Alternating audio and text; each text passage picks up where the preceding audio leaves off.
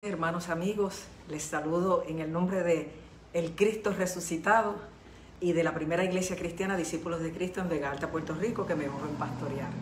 Estoy contenta de poder transmitir nuevamente algunos mensajes de la palabra de Dios, sobre todo en esta semana que quiero, después de la introducción que nos dio la hermana Sonienit García anoche, entrar a algo así como una poscampaña de Semana Santa, donde vamos a estar hablando de cómo esto es un evangelio pleno, aleluya. Porque hay mucha gente que cree que esto se trata solamente del perdón de tus pecados, lo cual es lo más importante, que te libera de la culpa y que te da salvación eterna. Pero este evangelio, perdonando el anglicismo, es como un package, es un combo. Y en la mesa del Señor hay de todo para comer. Todo tipo de bendición, todo tipo de ayuda, de rescate, de ministración en cualquier tipo de necesidad está a la disposición nuestra de parte del Señor Jesucristo. Pero a veces no las disfrutamos porque no tenemos conocimiento de ello.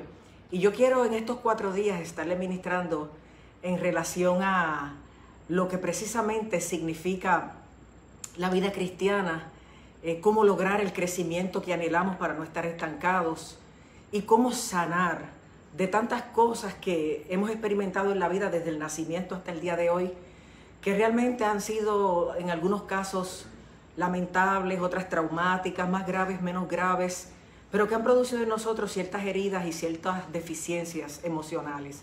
Y este evangelio precioso es un evangelio en el que se nos da una salvación completa, donde Dios nos atiende integralmente como en efecto somos, espíritu, alma y cuerpo, y donde Él tiene bendiciones para todas las áreas de nuestra vida. Así que yo te pido que te quedes conmigo durante toda esta semana, hoy martes, mañana miércoles, el jueves y el viernes, todos los días a las 7:30 de la noche, en todos estos temas que te acabo de mencionar. Y el sábado, por primera vez, vamos a tener a las 7 de la noche algunos temas acerca de la convivencia familiar. Y va a ser algo muy provechoso porque nos va a dar herramientas para todo este tiempo en que hemos tenido que estar más de lo que regularmente estamos intercambiando, interactuando y a veces teniendo el mejor corazón y la mejor intención, por no haber cultivado unas disciplinas no las pasamos bien. Y yo sé que el Señor nos va a ayudar y todo esto es parte de lo que el Señor te ofrece, porque en la vida cristiana hay de todo para todo, aleluya. Así que te invito a que también el sábado a las 7 de la noche te unas y ya el domingo a las 10:30 de la mañana, como regularmente lo hemos estado haciendo.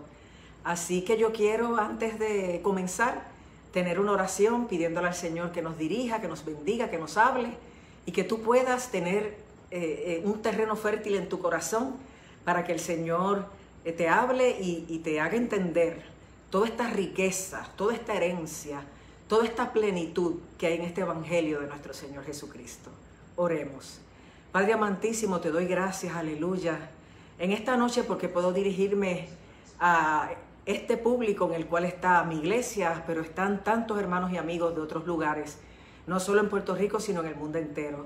Te suplico, Padre, que tú nos hables en esta noche, que tú nos reveles a través de tu palabra las cosas que tienes para nosotros, que podamos vivir a plenitud este evangelio y que entendamos que esta vida cristiana es lo más rico, lo más espectacular, lo más delicioso que puede un ser humano tener.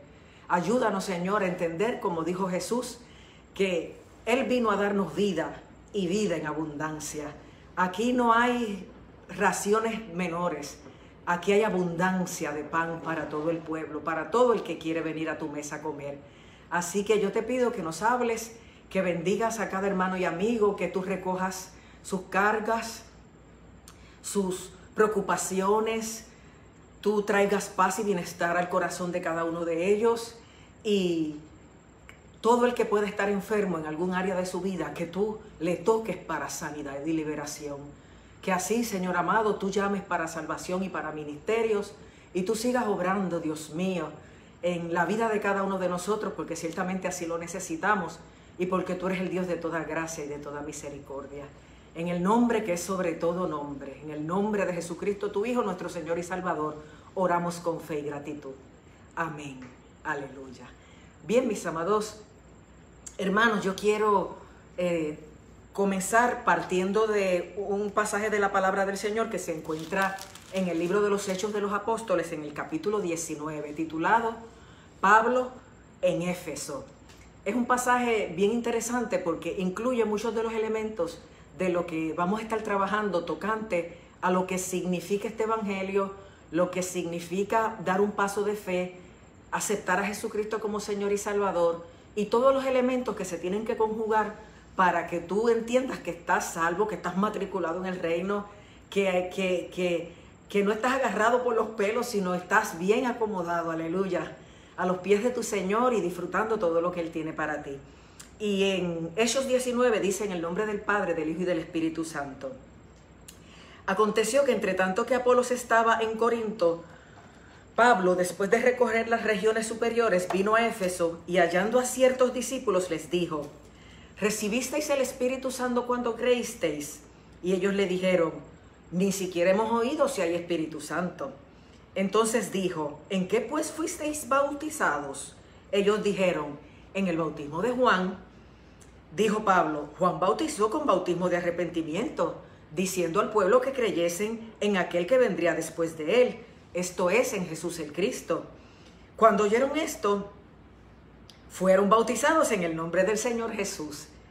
Y habiéndoles impuesto Pablo las manos, vino sobre ellos el Espíritu Santo, y hablaban en lenguas y profetizaban. Aleluya. Vamos a dejarlo ahí para ir directo a la discusión y comprensión de este pasaje y cómo ilumina lo que estamos tratando de hacer en esta noche.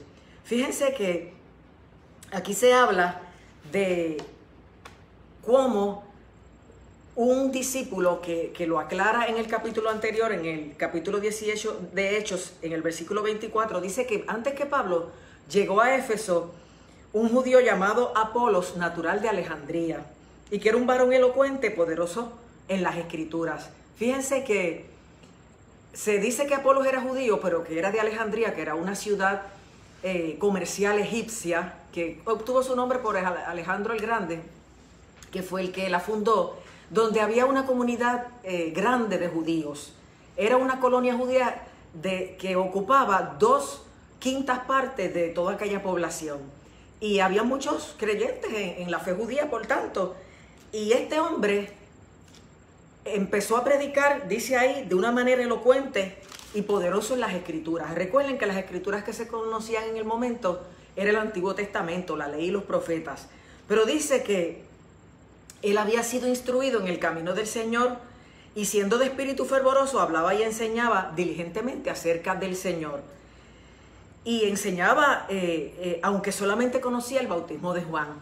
Fíjense qué interesante. Aquí encontramos un líder, un hombre inteligente, que tenía una palabra poderosa, que creía en las escrituras existentes y que la predicaba enérgicamente.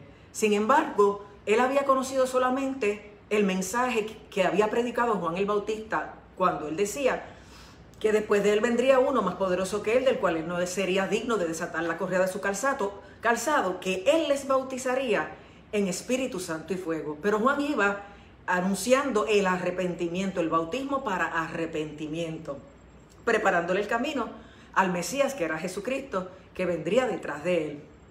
Y fíjense que este hombre parecía que escuchó a Juan, conocía el mensaje de quién habría de ser el Mesías, y hay quien piense que probablemente, porque la Biblia no lo aclara, conoció a Jesús y el mensaje de Jesús, pero aparentemente se va de Jerusalén antes de la muerte, crucifixión y resurrección de Jesús, y todavía más, inclusive antes de Pentecostés. De modo que se quedó con un mensaje incompleto, y aún no habiendo recibido la revelación completa y el entendimiento completo de todo lo que Dios había hecho por la humanidad y por él, con lo que tenía, para él era suficiente y era maravilloso predicarlo, compartirlo, sabiendo que había esperanza de salvación en aquel mensaje.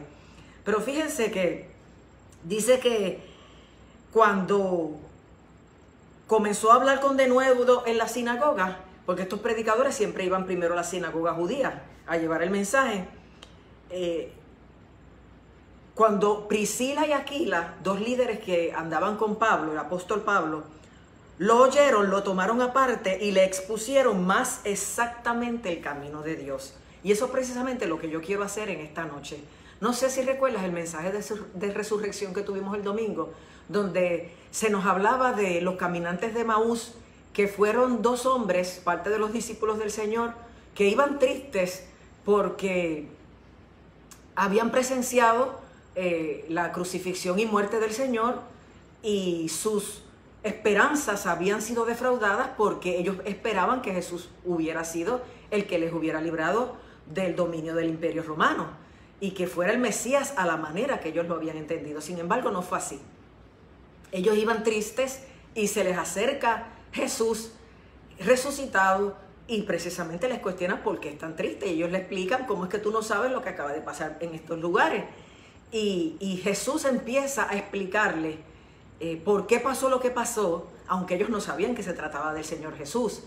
Y cuando los ojos de ellos son abiertos para darse cuenta de que el que estaba con ellos era Cristo, ahí Él desapareció de su vista, pero ellos mismos dijeron, no ardía nuestro corazón cuando nos exponía las Escrituras y al verlo partir el pan. O sea que hay veces que tenemos conocimiento de lo que fue la entrega de la vida del Hijo de Dios por nuestro pecado, pero no entendemos la esperanza que hay en eso, o no entendemos lo que significa la resurrección de Cristo de entre los muertos, que es precisamente la victoria contra el pecado, contra el maligno y contra la muerte. Por eso es que Pablo decía, ¿dónde está, oh muerte, tu aguijón? ¿Dónde, oh sepulcro, tu victoria? Porque Cristo lo venció al levantarse de la muerte, aleluya. Y estos hombres necesitaron entender lo que significa, que primero el mensaje de resurrección, que nosotros muchas veces predicamos mucho acerca de la cruz y a veces no somos tan enfáticos en hablar de la resurrección, lo cual es muy importante porque la resurrección es el sello de aprobación de Dios de la obra de Cristo a favor del pecado de la humanidad. Y aún sabiéndolo, si no entendemos lo que significa, podemos no disfrutar la victoria que eso representa. Y Jesús se lo explicó, y ellos testifican que oyendo esa palabra les ardía el corazón. Y yo no sé si tú has escuchado en diferentes momentos predicaciones que te hacen temblar o sudar o hasta reír o llorar, te producen muchas emociones porque de alguna manera se mete en tus entrañas el poder y el gozo del Espíritu Santo, y aunque tú no entiendes todavía mucho, sabes que hay algo especial en esto, y es precisamente esa palabra poderosa de Dios y ese Espíritu Santo que la respalda cuando se predica, lo que toca a la fibra más íntima del corazón del ser humano y lo hace reaccionar, lo hace darse cuenta que ahí está el agua que necesita para su sed espiritual, que ahí está la respuesta a sus preguntas, que ahí está el refugio en su soledad, que ahí está la esperanza en medio de las crisis, de las situaciones que vive. Por eso es que hay que escuchar palabra de Dios y no podemos conformarnos con una película de Viernes Santo, con un conocimiento light, ligero, liviano, de que Cristo murió por nuestros pecados. Tenemos que entender que esto es glorioso y poderoso y que ahí está cifrada, aleluya, tu esperanza eterna y tu seguridad y garantía de que el día que tú cierres los ojos a esta vida los vas a abrir a la presencia de tu Padre en la eternidad, aleluya. Así que también hago referencia a ese pasaje de Felipe y el eunuco en Hechos 8, donde este hombre piadoso va a Jerusalén a adorar y el Espíritu Santo le manda al discípulo Felipe a acercarse al carro donde este eunuco etíope, tesorero de la reina Candace, iba. Y cuando Felipe se acerca, lo escucha que está leyendo al profeta Isaías, precisamente en el pasaje de Isaías 53, donde dice, mas él herido fue por nuestras rebeliones, molido por nuestros pecados, el castigo de nuestra paz fue sobre él y por sus llagas fuimos nosotros curados. Dice que él como oveja fue al matadero delante de sus trasquiladores y enmudeció y no abrió su boca. Y entonces cuando Felipe se acerca al etíope, él le dice, ¿de quién dice esto el profeta? ¿De sí mismo o de otra persona? Y ahí el tesorero de la reina Candace, el etíope, lo invita a Felipe a montarse al carro y Felipe empieza a explicarle desde esa escritura de los profetas todo acerca de Jesús.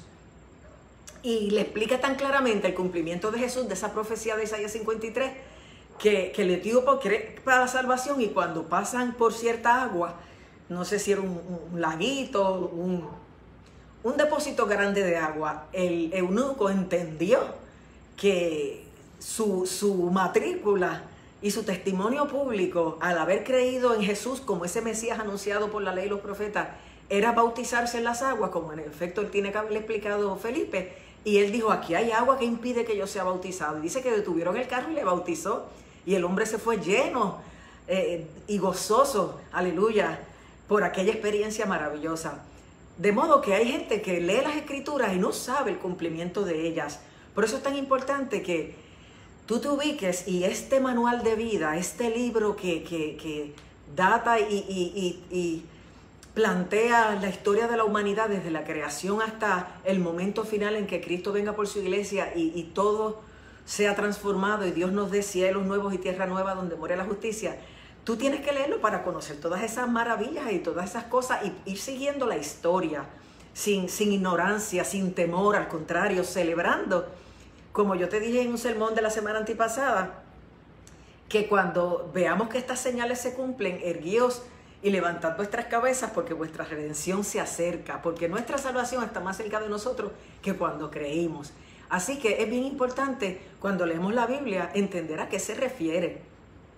Y por eso es que yo he querido trazarte este tema en esta mañana, porque como le pasó a los caminantes, no entendieron la resurrección, ni siquiera se habían enterado de la misma porque ocurrió esa misma mañana.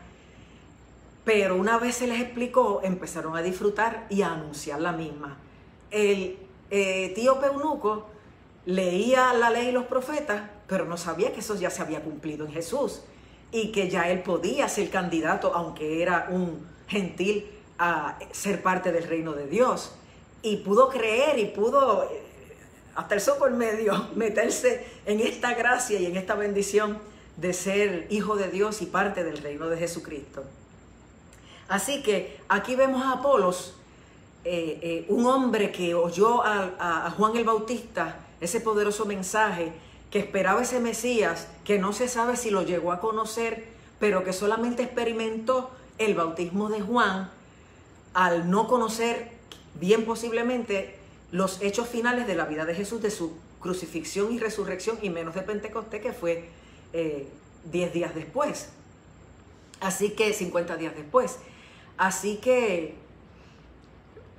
Priscila y Aquila, líderes de la iglesia y compañeros del apóstol Pablo, le explican mejor, y dice ahí que cuando les pusieron más claramente el camino de Dios, él quiso ir a Acaya, a Corinto, a seguir predicando este mensaje, y dice que con gran vehemencia ahora sí podía explicar, demostrando por las Escrituras que Jesús era el Cristo, aleluya. Es entonces que entramos al capítulo 19 de Hechos, donde dice que Apolos estaba en Corinto, mientras Pablo entonces llega en su tercer viaje misionero a Éfeso.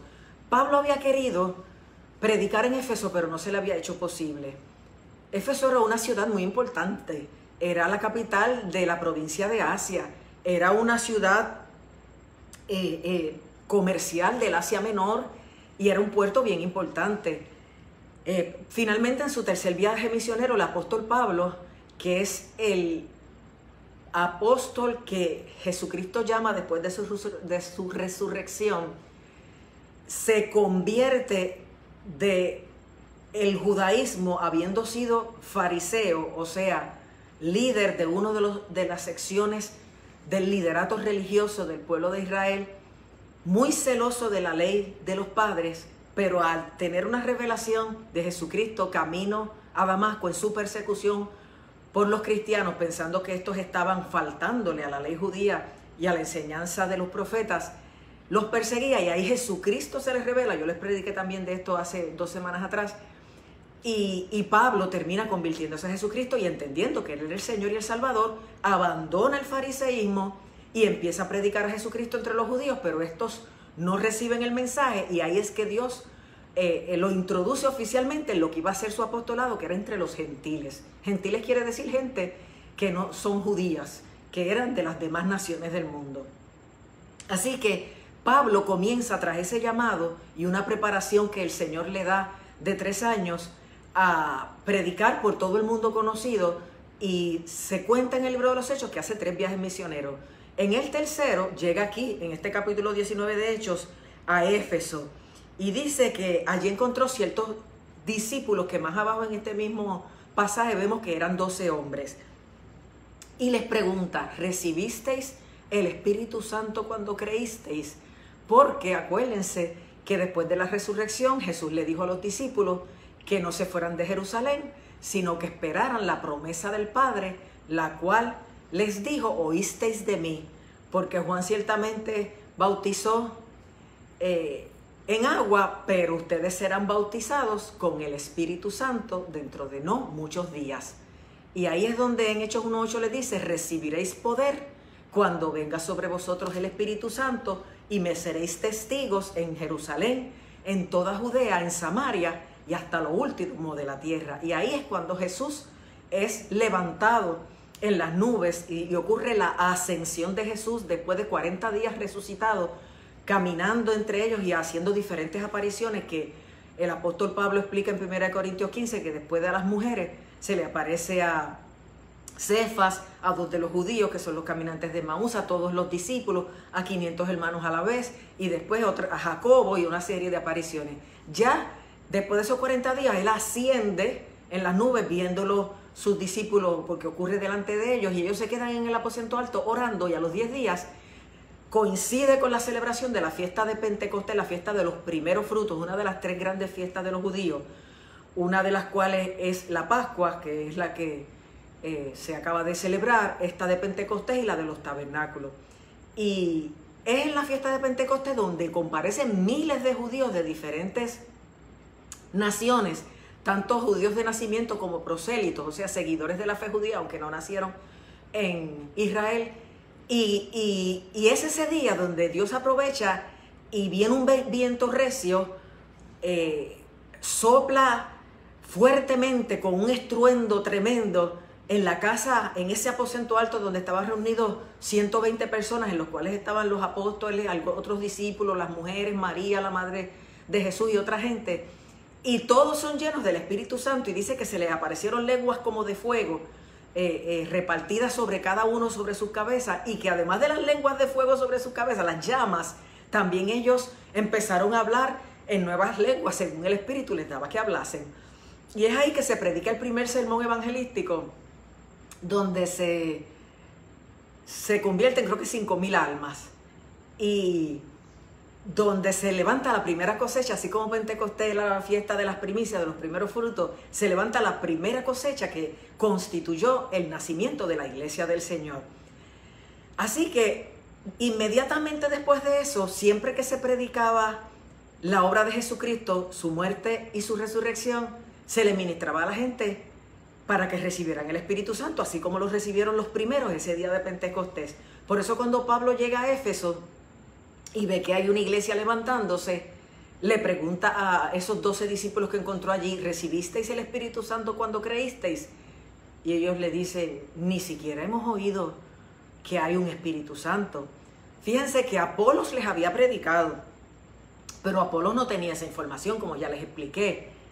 Y además, ellos no habían, como Apolos, sabido que Pentecostés había ocurrido y que ellos tenían a su disposición esa experiencia maravillosa de pedir que el Espíritu Santo los llenara. Es entonces cuando Pablo les pregunta, ¿y entonces en qué ustedes fueron bautizados? O sea, ¿cómo ustedes se matricularon en este reino? Y ellos contestan, en el bautismo de Juan, que era lo que Apolos conocía.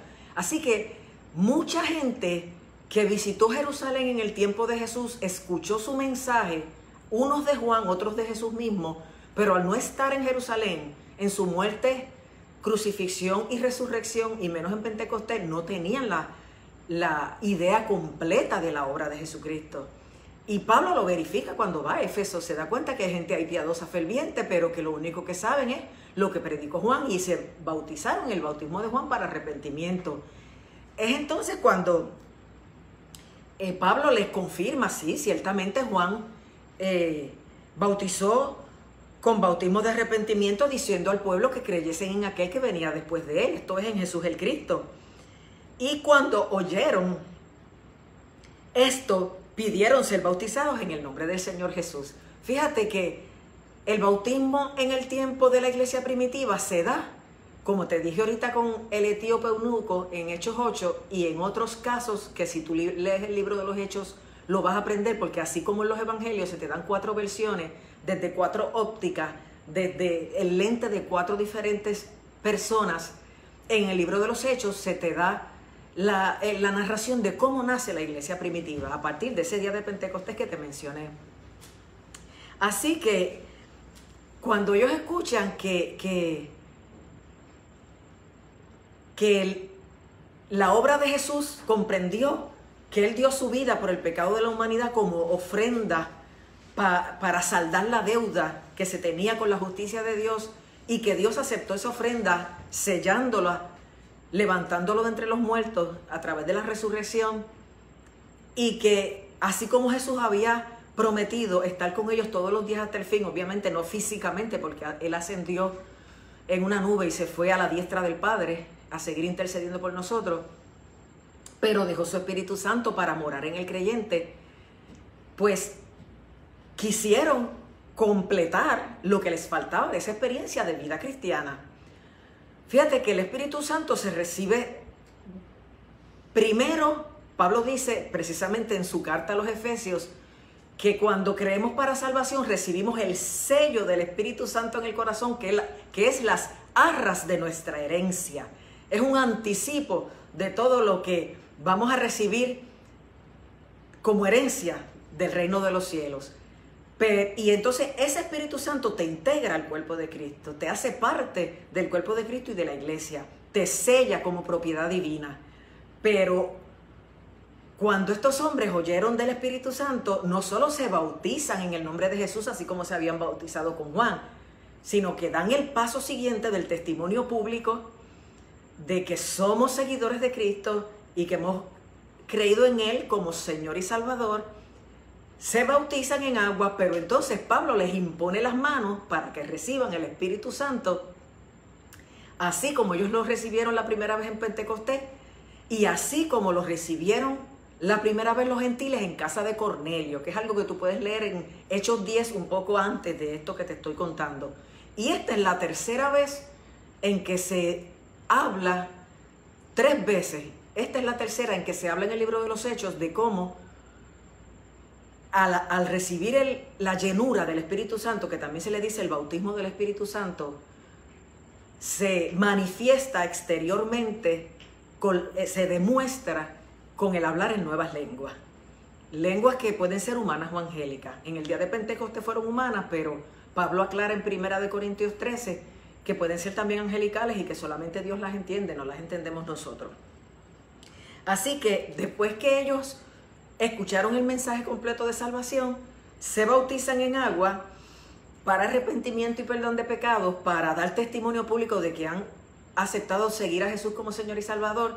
Pablo les impone las manos y dice que vino sobre ellos el Espíritu Santo y hablaban en lenguas y profetizaban. Porque la profecía se da en el idioma que el oyente entiende, pero a veces viene directa en el idioma que el oyente entiende, y a veces viene primero en lenguas y luego en interpretación de lenguas. Que también Pablo habla de eso en el libro de su primera carta a los Corintios, en 1 Corintios 12, que poco a poco tú debes leer los evangelios, luego leer este libro de los Hechos que te estoy hablando, y luego entrar en esas cartas que el apóstol Pablo le va escribiendo a las iglesias que levantó en los diferentes lugares donde fue, y donde encontraba diferentes problemas, diferentes actitudes, diferentes deficiencias, diferentes niveles de conocimiento, de crecimiento, y la manera en que él trabaja con ellas es un testimonio para nosotros de cómo el Señor está trabajando con nosotros también en todos los tiempos y en este tiempo.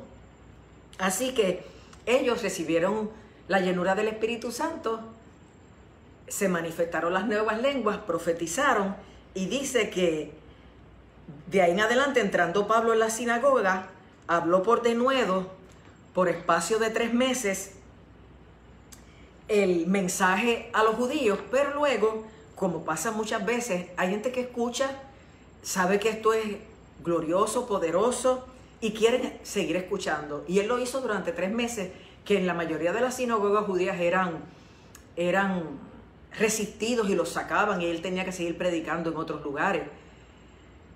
Aquí logra estar 3 meses en la sinagoga, pero dice también en ese pasaje que endureciéndose algunos, porque hay veces que la gente, cuando no entiende bien o cuando no está sano emocional y espiritualmente, o cuando está atado por el orgullo y por diferentes razones que yo te voy a explicar en esta semana, se resiste, se endurece y no quiere seguir oyendo o no quiere seguir aprendiendo. Y dice que endureciéndose algunos y no creyendo, maldiciendo el camino, mira qué cosa tan tremenda, delante de la multitud, hicieron que Pablo se alejara de ellos, sacando a los que eran ya discípulos y discutiendo cada día en la escuela de un discípulo llamado Tirano. Y dice que así continuó Pablo por espacio de 2 años enseñando la palabra del Señor en Éfeso. Y de hecho, cuando uno lee la carta de Pablo a los Efesios, que es después de que nace esta iglesia y que todo esto ocurre, ve la maravilla de la doctrina y de las cosas que Pablo les aclara a esta gente que tienen en Cristo y que yo quiero que tú también conozcas. Pero fíjate que hay un testimonio aquí bien importante, que Pablo estuvo 2 años predicando la palabra de Dios en Éfeso y dice que hacía Dios milagros extraordinarios por medio de Pablo, milagros extraordinarios por medio de Pablo, de tal manera que aún se llevaban a los enfermos los paños o delantales de su cuerpo, y los enfermos y las enfermedades se iban de ellos, y los espíritus malos salían, porque hay gente que está enferma en el cuerpo y se le llama enfermedades, pero hay gente que está enferma en el espíritu y a veces se le llama, o en el alma, ataduras espirituales o posesiones espirituales. Y había gente de esa clasificación, y cuando oían el mensaje y lo recibían y Pablo les ministraba, Dios hacía milagros, sanidades y liberaciones. Y cierro esta parte diciendo que esto fue notorio a todos los que habitaban en Éfeso, tanto judíos como griegos. Los judíos que logró convencer en la sinagoga, y todos los griegos que se unieron después, que se unieron en la casa de este tirano, ya que no pudieron continuar en la sinagoga. Pero cuando empezaron las manifestaciones, no solo de la palabra, sino del poder de Dios, porque eso es lo normal en este evangelio, todo el mundo se dio cuenta, fue notorio a todos los que habitaban, así judíos como griegos, y tuvieron temor todos ellos, y era magnificado el nombre del Señor Jesús. La vida de los cristianos tiene que ser de tal manera que la gente alabe, adore a Dios y diga, wow, qué grande es este Dios que hace todas estas cosas con esta gente.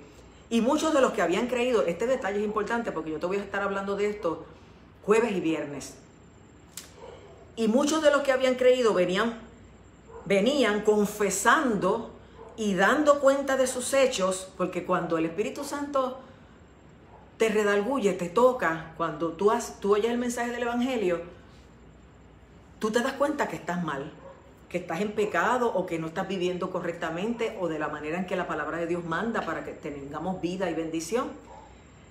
Y tú te das cuenta a la luz de Cristo en tu corazón de que tienes que confesar tu pecado. Y dice ahí que muchos de los que habían creído venían confesando y dando cuenta de sus hechos, y asimismo muchos de los que habían practicado la magia. O sea, la gente empieza a dejar lo engañoso, lo que está más ligado al ocultismo, que no es realmente presencia de Dios ni camino de Dios, y dejando eso vienen a la verdad.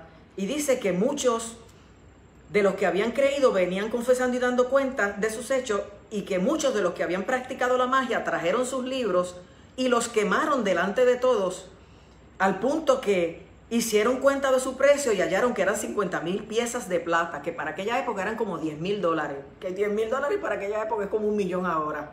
O sea que la gente no escatimó en desprenderse de todo lo que entendieron que era engaño del enemigo y no era camino de salvación. Y cuando fueron tocados por el Espíritu Santo, decidieron dejar eso a un lado, aunque perdieran lo que perdieran, con tal de no perder su alma y de estar en este camino que al mismo apóstol Pablo le dice en su carta a los filipenses, que él está dispuesto a perderlo todo por ganar a Cristo. Y de hecho, él perdió mucho en términos de prestigio farisaico y religioso como judío, pero ganó la salvación y el conocimiento de Cristo. Y él dice que no le pudo haber pasado nada mejor. Aleluya. Así que, de esta manera, crecía y prevalecía poderosamente la palabra del Señor en medio de ellos. Yo quiero usar los últimos 15 minutos para explicarte que si tú en esta Semana Santa pasada o en algún momento de tu vida, en algún culto levantaste tu mano y dijiste, sí, quiero que Jesucristo entre a mi corazón, yo quiero que tú entiendas qué significó eso. Y si no lo entendiste cuando lo hiciste, que lo puedas entender ahora y puedas tomar una mejor y más concienzuda decisión, de tal manera que tú no estés aquí por simpatía, ni por amistad, ni porque suena bonito, ni porque te gusta la iglesia o los hermanos o los cánticos, sino realmente por lo que se viene a la iglesia, a conocer más al Señor Jesús, adorarlo, servirle y contribuir con tus dones y talentos para la extensión de la obra, de tal manera que así como otros te predicaron a ti y tú viniste al conocimiento de la verdad, tú también le compartas a otros esta buena noticia de salvación y puedan también venir. Así que en estos últimos 15 minutos yo te aclaro eso, que he resumido las 4 leyes espirituales, en las que se nos dice que así como hay leyes que rigen el universo, como la ley de gravedad, etcétera, también hay leyes que rigen nuestra relación con Dios. Y son 4 leyes sencillas y fáciles de comprender para que tú te ubiques y sepas si tú realmente conoces a Dios y tienes una relación con Él correctamente, y no que de oídas habías oído, o que tienes un conocimiento liviano, pero no sabes todo lo que esto significa y te puede bendecir. La primera ley dice que Dios te ama y tiene un plan maravilloso para tu vida. El amor de Dios lo has escuchado quizás muchas veces a través del pasaje más conocido en el Evangelio, que es Juan 3:16, donde dice, porque de tal manera amó Dios al mundo que ha dado a su Hijo unigénito, para que todo aquel que en Él cree no se pierda, mas tenga vida eterna. O sea, aquí te está diciendo que el ser más grande, que es Dios, te amó de la manera más grande, de tal manera amó con el sentimiento más grande al mundo, al destinatario más grande, que ha dado el regalo más grande a su Hijo unigénito, lo más valioso y más grande que existe, para que todo aquel que en Él cree, la actitud o la decisión más grande no se pierda, el peligro más grande, sino que tenga vida eterna, la bendición más grande. Ese es el Evangelio resumido en un solo versículo, Juan 3:16, del cual te hablamos en Semana Santa, y hoy te lo aclaramos de esa manera. Es un amor que no se puede medir, y que Dios mismo a través de los profetas dijo en cierta ocasión, con amor eterno te he amado, por eso te prolongué mi misericordia. Por eso todos los días Él sigue contigo ahí, ayudándote, corrigiéndote, enseñándote y tratando de que tú mantengas tu relación con Él y puedas ser beneficiado y bendecido con todo lo que Él tiene para ti. El plan de Dios, ¿dónde lo conocemos? Pues también en el Evangelio según San Juan, Jesús dijo que Él vino para darnos vida y vida en abundancia. No es existencia, no es arrastrar los pies, no es respirar. Vida en abundancia, plenitud. Pero cuando tú miras la gente que va caminando por la calle o a tu alrededor o en general en tu trabajo, donde quiera que tú estés, tú los ves disfrutando vida abundante, se ven contentos, se ven plenos, se ven felices, se ven satisfechos. Mayormente no. ¿Sabes por qué? Por lo que dice la segunda ley. La segunda ley dice que el ser humano es pecador y por eso no puede disfrutar el amor y el plan de Dios para su vida. ¿Cómo que el ser humano es pecador? Bueno, la Biblia dice claramente que por cuanto todos pecamos, todos estamos destituidos de la gloria de Dios. O sea, el pecado es enemistad contra Dios, es una barrera que nos separa de Dios, es la actitud egoísta de vivir conforme a nuestra voluntad y no conforme a la voluntad de Dios, que a veces ni la conocemos porque no vamos a una iglesia o no leemos la Biblia. Así que el pecado es lo que impide que el ser humano viva como para lo que Dios lo creó, para estar en comunión eterna con Él. Y esa voluntad egoísta nuestra que nos hace vivir como queremos nosotros, señoreándonos nosotros y haciendo nuestra voluntad, a veces de forma rebelde activa y a veces de forma pasiva, es a lo que la Biblia llama pecado. Separación entre Dios y el ser humano. Y el hombre está separado precisamente de Dios porque esa barrera entre un Dios santo y un ser humano pecador lo impide. Si lo ponemos en términos de Dios en el cielo y nosotros en la tierra, podemos decir que Dios es santo y nosotros pecadores, que un gran abismo nos separa y que el ser humano ha tratado siempre a través de religiones, filosofías, esfuerzos morales y buenas obras, eliminar esa separación que hay entre Él y Dios, pero no lo ha logrado. La tercera ley nos dice cómo resolvemos ese problema de nuestra separación de Dios, aun cuando hacemos tantos esfuerzos desde acá hacia allá, con esas buenas obras, esas diferentes religiones, la moral, las filosofías huecas que hemos creído. Y la tercera ley nos da la solución. Dice, Jesucristo, el Hijo de Dios, es la única provisión de Dios para el pecador. En Él solamente podemos conocer y experimentar el amor y el plan de Dios para nuestra vida. Fíjate que la misma Biblia dice en el Nuevo Testamento, que es lo que tú debes leer antes que cualquier otra cosa cuando quieres empezar a conocer a Dios. Dice que Dios muestra su amor para con nosotros en que siendo aún pecadores, Cristo murió por nosotros.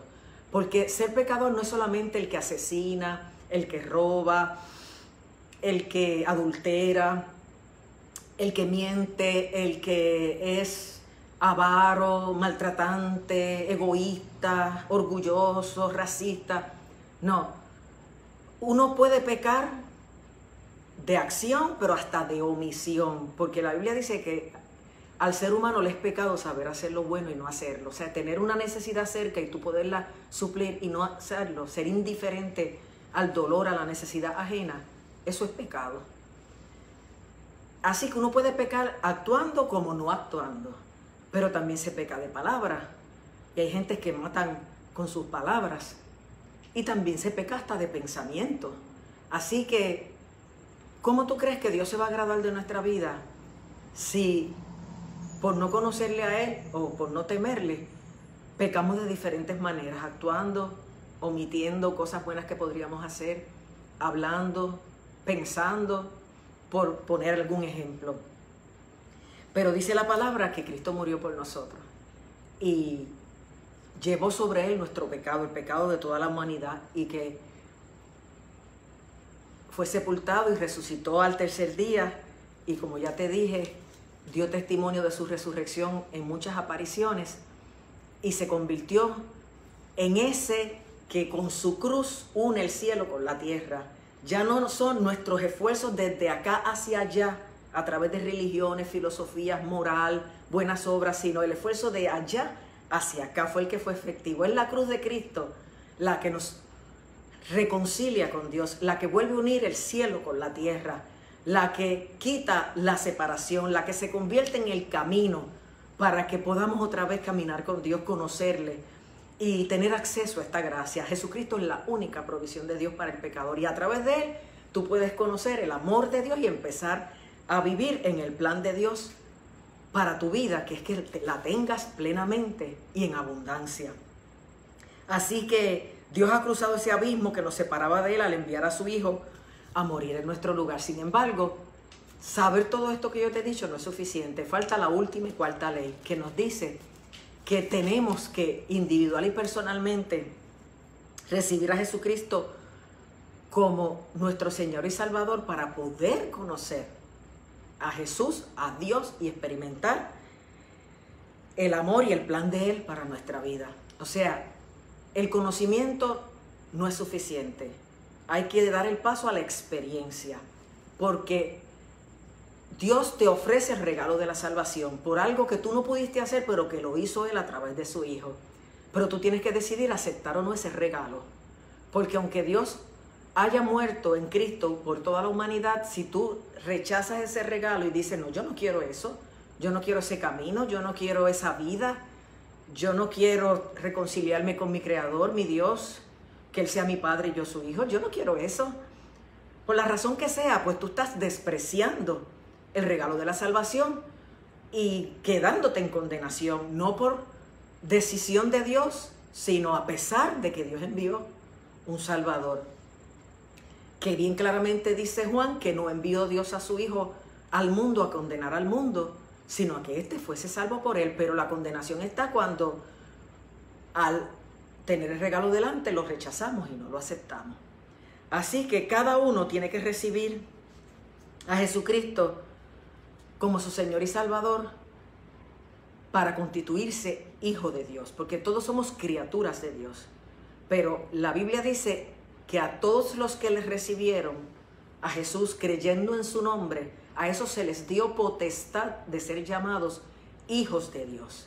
O sea, se le dio un poder legal de ser llamados hijos de Dios y herederos de Dios, coherederos con Cristo de toda la gloria de Dios.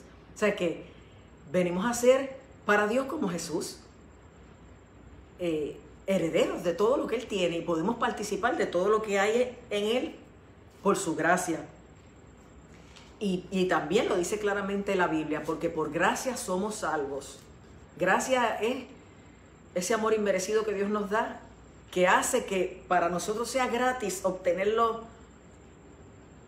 y recibirlo, pero que lo que costó un precio inmensurable, increíblemente grande, que fue la vida de su Hijo Jesucristo por nuestra salvación. Así que Dios muestra su amor para con nosotros, en que siendo aún pecadores, Cristo murió por nosotros, y por esa gracia somos salvos por medio de la fe, que es un don de Dios, no por obras, para que nadie se gloríe, para que nadie se las eche, porque el que tiene más recursos puede hacer más obras. Pero aquí no se trata de obras ni de conocimiento, se trata de humildad, de reconocer que Jesucristo es el Hijo de Dios e invitarlo a entrar al corazón para que Él sea nuestro Señor y Salvador. Y Jesús mismo te dice que esto se trata de una invitación. Él te dice, aquí yo estoy a la puerta y llamo. Puede ser la puerta de la iglesia, la puerta de tu casa, la puerta del carro, pero es sobre todo la puerta de tu corazón. Él dice, aquí yo estoy a la puerta y llamo.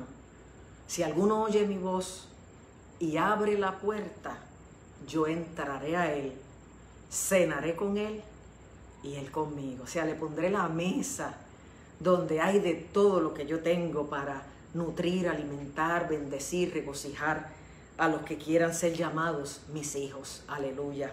Así que en esta ilustración tú ves dos círculos que significan dos clases de vida. En el primer círculo vemos una silla que representa el trono de nuestro corazón. Encima de la silla una E que significa nuestro ego, nuestro yo, nuestra voluntad. Y fuera del círculo una cruz que representa que fuera de esa vida está Cristo, que Cristo no está dentro de esa vida. Por eso ves todos esos puntos que representan los diferentes elementos de la vida de una persona, que por no estar Jesús guiándolos y dirigiéndolos, terminan en una total alteración, discordia y frustración. Pero ves el otro círculo que representa otra vida. Vemos a Jesús en el trono de tu corazón como Señor y Salvador. El ego lo vemos a los pies de la cruz, rendido al Señor Jesucristo, y de esa manera vemos todos los puntos que son los intereses de nuestra vida bajo el control del Dios infinito, lo cual resulta en armonía y propósito. ¿Cuál de los dos tú quisieras que fuera tu vida? ¿Cuál de los dos círculos tú quisieras que fuera tu vida?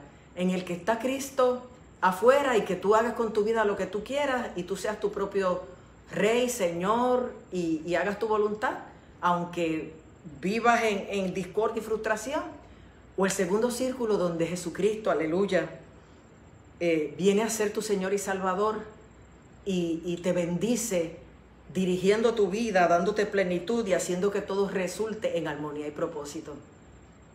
Si tú quieres que Jesús esté en tu corazón, que Él sea tu Señor y Salvador, tienes que decidir que tu vida sea el círculo donde está Cristo sentado en el trono. Y entonces, para terminar, lo que tienes que hacer es esta oración. Te voy a dar un modelo de oración que podrías hacer. Dios conoce tu corazón y le importa más lo que tú piensas, sientes, que tus mismas palabras. Pero un modelo de una oración podría ser esta. Señor Jesús, gracias porque me amas y por hacerme entender que te necesito. Te abro la puerta de mi vida y te recibo como mi Señor y Salvador. Ocupa el trono de mi corazón. Perdona mis pecados y hazme la persona que tú quieres que sea. Gracias, Señor, por perdonar mis pecados, por haber entrado en mi vida y por escuchar mi oración según tu promesa. Esta oración refleja el deseo de tu corazón, porque si lo refleja, lo que tienes es que hacerla y repetirla conmigo. Y decirle ahora al Señor, cierra tus ojos y repite conmigo la oración, ya no para que escuches un modelo, sino para que literalmente Cristo escuche que te rindes a Él, que entiendes que Él es el Hijo de Dios y el Salvador de la humanidad y que quieres que sea tu Salvador personal. Así que repítela. Señor Jesús, gracias porque me amas y porque entiendo que te necesito. Te abro la puerta de mi vida y te recibo como mi Señor y Salvador. Ocupa el trono de mi corazón y perdona mis pecados. Hazme la persona que tú quieres que sea. Y gracias por perdonarme en esta hora, por entrar en mi vida y por escuchar esta oración según lo has prometido. Aleluya. Si hiciste esta oración, si invitaste a Cristo a entrar a tu corazón, Él acaba de entrar. Él está ahí. Lo sientas o no, porque esto es más que emociones. Esto es algo espiritual. Esto es un Dios que te conoce, te ama y sencillamente querías que tú ejercieras libremente tu voluntad y le invitaras a entrar. Así que según su palabra, acuérdate que Él dijo, he aquí yo estoy a la puerta y llamo, si alguno oye mi voz y abre la puerta, yo entraré a Él, cenaré con Él y Él conmigo.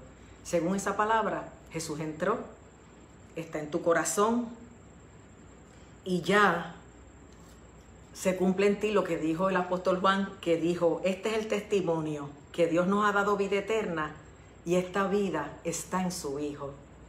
El que tiene al Hijo tiene la vida. El que no tiene al Hijo de Dios no tiene la vida.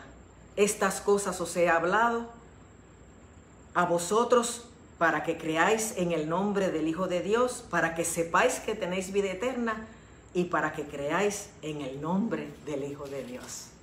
Agradécele al Señor que si ya invitaste a Jesús a entrar a tu corazón, Él entró. Él te perdonó. Él escribió tu nombre en el libro de la vida y has comenzado a vivir la gran aventura de la vida cristiana.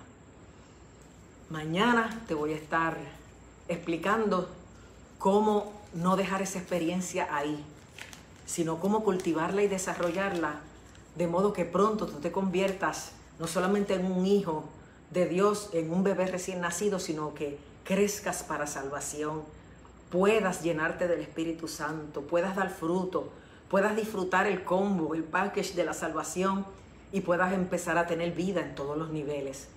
Mañana estaremos hablando de eso y el jueves y viernes, cómo someterte a un proceso de sanidad integral para que todo tu ser espiritual, mi cuerpo, esté renovado y bendecido por el Señor. Oramos y nos despedimos hasta mañana a las 7:30 de la noche como hoy, al igual que los demás días hasta el viernes. Padre Celestial, gracias por esta noche preciosa, por cada amigo y hermano que se conectó y por la salvación que tú les has regalado a todos aquellos que te invitaron a entrar a su corazón. Abrázales, dales testimonio de tu perdón y permíteles mañana seguir entendiendo cómo es que tú haces todo esto maravilloso, de modo que restaures, transformes y cambies nuestra vida para bien. Bendíceles y que descansen bien y puedan mañana saber cómo llegar a una plenitud mayor y cómo sanar de todo un pasado, quizás de experiencias difíciles. En el nombre que es sobre todo nombre, te pido estas cosas, Padre, y en fe te doy gracias. Amén. Aleluya. Que Dios les bendiga y que pasen muy buenas noches.